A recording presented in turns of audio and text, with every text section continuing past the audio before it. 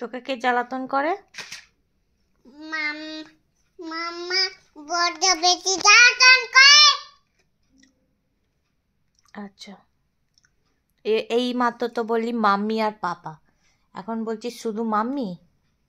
আমি তোকে কি করলাম?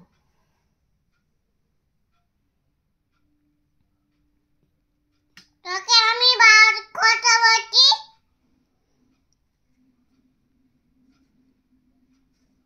তুমি আর কথা বলবি না।